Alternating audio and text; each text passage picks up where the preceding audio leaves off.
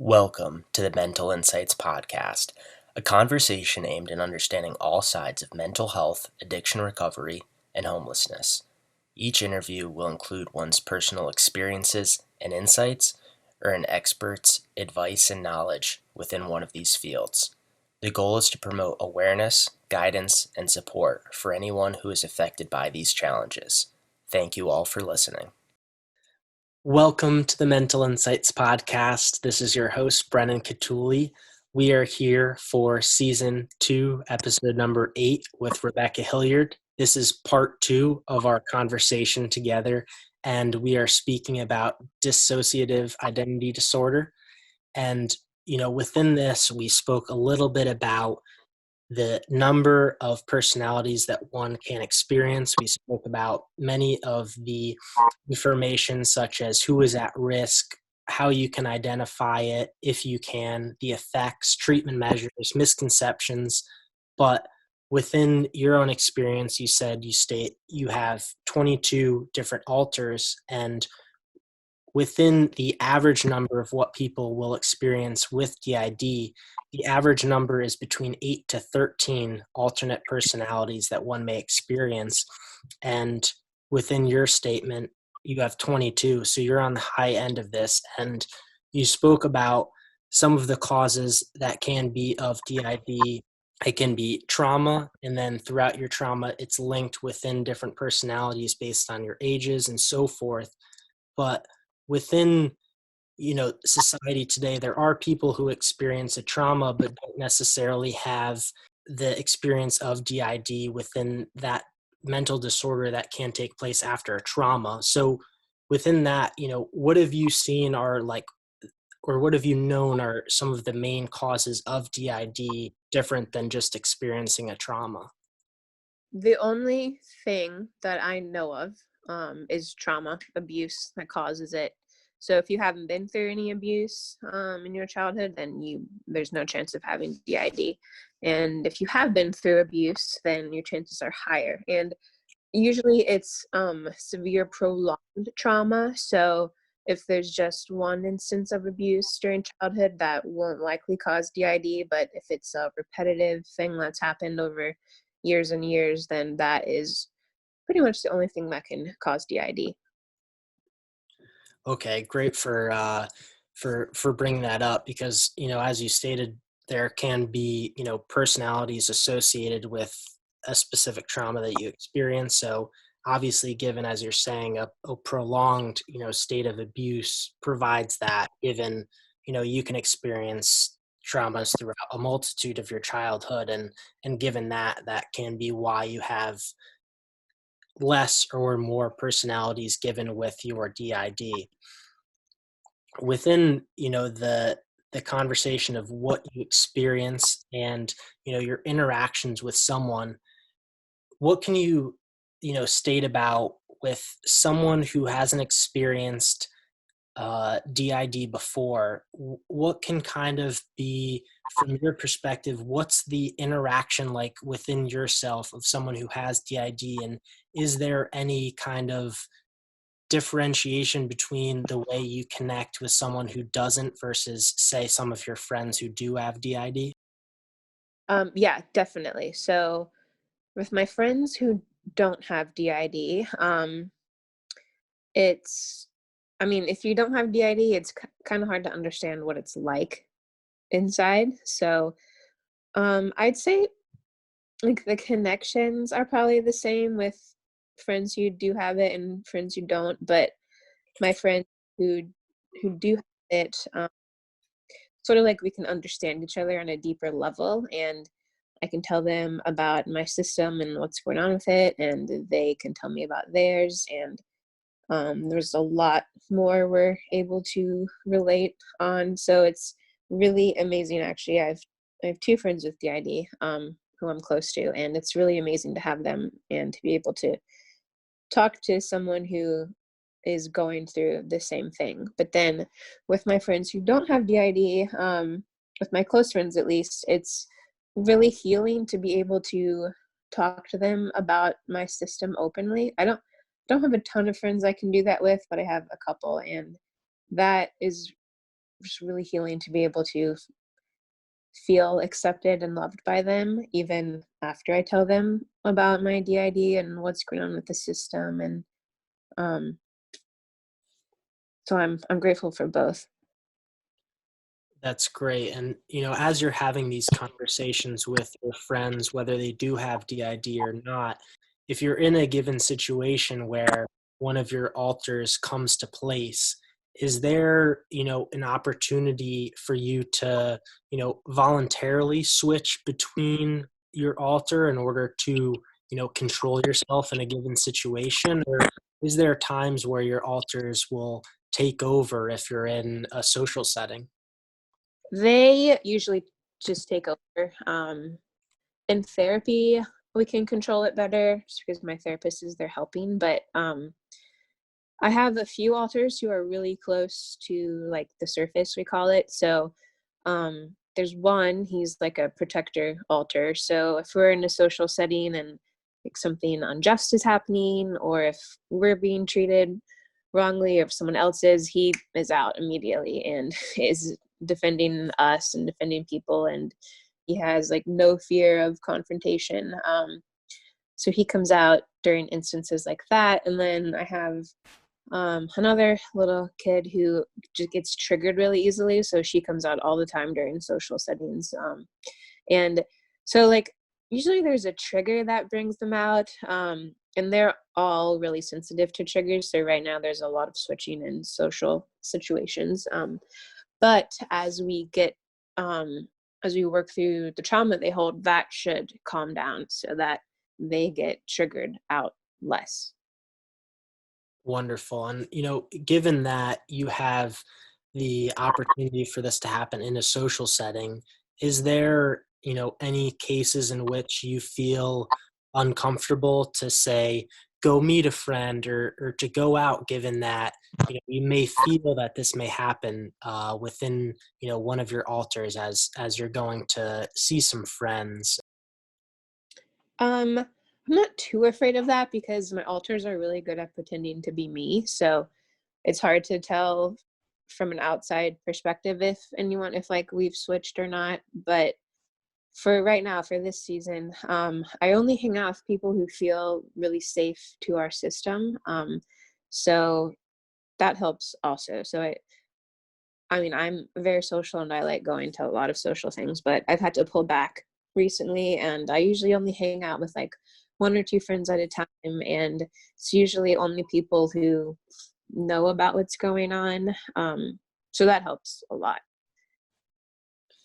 Great. And, when you're with your friends, I think, there's, I think, two different answers that you can have. And, one being with your friends who have DID and the other aspect of your friends who don't have DID. But, you know, can you, like, are you able to notice, say, if your friend, or would your friend be able to notice yourself if you were beginning to have a change, beginning to have, an alter come out?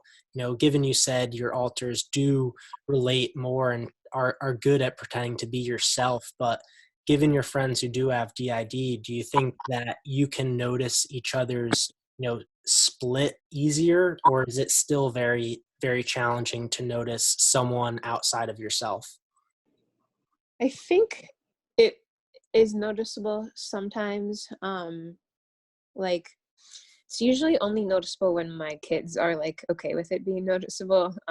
So if they feel like they can be their selves with someone, then they sort of like pretending to be me, and are themselves. But I think the biggest giveaway for a switch, for me would be like if they start acting like kids, because that's pretty obvious, and there's some voice changes and they get way more excited about me and energized. So if my alters like, want my friends to know that they've switched, then you can usually tell. But if they don't want you to know, I don't really think there's a way for anyone to know except for my therapist. She always can tell who is out. And as far as my friends who have DID, there's like subtle tells. that someone has switched, or like body language or energy, but I never assume that. Like, so it's never like, oh, they've definitely switched or anything, but like you can definitely tell when something like is going on. But I think that's only because I'm just like really aware of it, and I know they have DID. But for the like person who doesn't have DID, they wouldn't be able to tell. Definitely, definitely. And, earlier you spoke a little bit about when you start your day, it's important to set those intentions. It's important to set aside what time it is and how you're going to go about your day, how you're going to, just associate yourself with your alters. And really, it's important to set those intentions to start your day. And I want to know, what are the best ways for yourself to keep yourself happy and stress free? So in order to keep yourself aware and fully present within each day. Um, I think I haven't gotten to the point where I'm happy and stress free.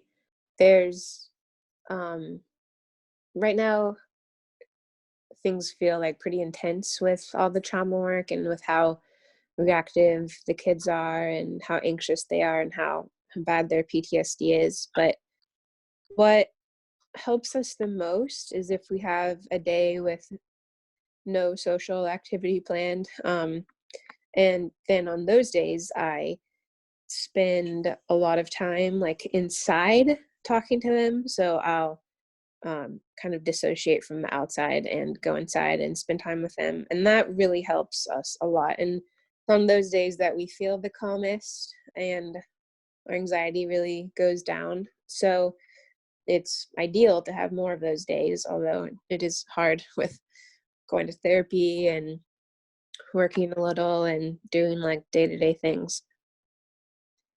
Certainly, it has to be, challenging when you have aspects pulling you in multiple directions, and especially given that therapy is not something that is very lighthearted. It's very draining. It has a lot of weight on your shoulders in order to work through the experience that you had, given, trauma can be so emotionally daunting for everyone. And is there any other treatment measures that one can use or that you're using now besides therapy to maybe alleviate some of the pain or some of the angst that you may feel throughout your day? Um, yeah, for my system, they really like being outside. So, for instance, we went on a bike ride earlier today, and that is such a good distraction from everything inside to just put on music and like go and have some physical activity or kayaking. They all love to kayak, so stuff like that helps us the most. As you're going about this and as, you're developing yourself every day, do you see any changes within your alters as you're going about? Do you see any changes in terms of, the way that they interact or any of their, behaviors with yourself, or are they usually the same every day? Um, they're making a lot of progress, and I'm really proud of them. So, like, since the day I was diagnosed and I like found out about them to today, there's been a lot of change in all of them, but all progress and all good things and better communication within the system and with my therapist. That's great. That's certainly something that you do want to see as you're working throughout therapy, and especially given that it can't change overnight, but given that if you work throughout these, it's great to see change, and at least you're coming into more tune and more awareness of yourself and of others around you, which, is certainly something that, we continually need. And, within this, I love to ask this question to wrap up the, full encompassing approach of what we've spoken about, your own experiences, and, the work that you're doing in order to bring about and shed light on dissociative identity disorder and what you're experiencing. So, I want to provide this as a hypothetical situation in order for you to share your own insights and what you believe about this topic. So this hypothetical situation is that you're provided a large sum of money, say up to $1 billion, and I want you to share with my audience what would be some of the ways you would allocate these resources in order for you to help treat and help alleviate some of the pain that people experience as they're going through dissociative identity disorder. Oh, that's such a good question. So my authors and I are super passionate about helping other people, not just with DID, but everyone who struggles with mental illness. And treatment for DID and mental illness costs a lot of money. And so a lot of people aren't able to get the help they need because of how much it costs, even just to see a therapist or a psychiatrist. And it's always been our dream to start a nonprofit that helps people pay to go to treatment. So that's definitely what we would do with some of the money. It's just like, I just want people to be able to get help and afford to get that help like so badly. So I know that's something we will do one day. If we were given $1 billion, that would be great. We could do it today. That's so much money. There's so much we could do with it. I'd want to pay for therapists or mental health professionals to get more educated in DID, because there's not a ton of therapists who specialize in it. Or there's like, I have my therapist who does, and there are some, but I would love for more therapists and mental health professionals to be able to know about DID. And as far as finding a treatment, like an alternative treatment, I don't know if that would be possible. I think there's no way to like skip the working through the trauma and pain and stuff. But I also would like to start mental health stuff in other countries, like Like poverty-stricken areas, or? poverty-stricken areas. That's a good way to say it. Because I have through my Instagram account, like, have made friends with people in other countries, and there's like hardly any mental health support or professionals in a lot of these countries. So we'll definitely pay for mental health professionals over there to become educated, or to send mental health professionals over there to be able to help those there also.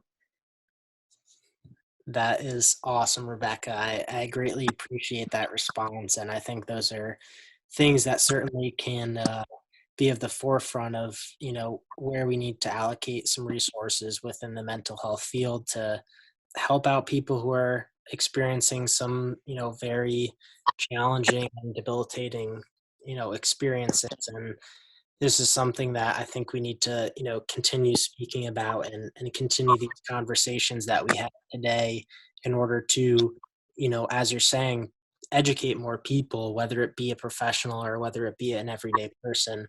These are conversations that can open the eyes of many people that may be able to help us create these resources as we're speaking about.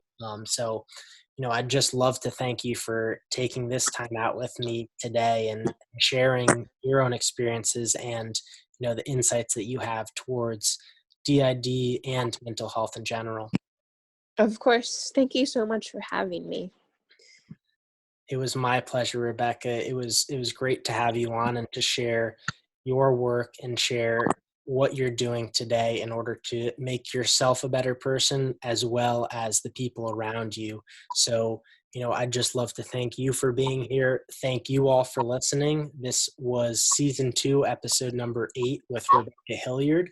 And you can find Rebecca's book and some of the resources that we spoke about below in the show notes. So be sure to check those out.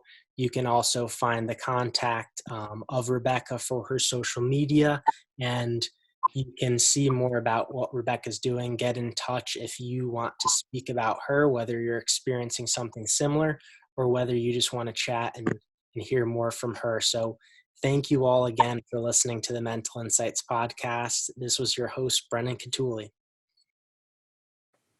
Thank you all for listening to today's episode of the Mental Insights podcast.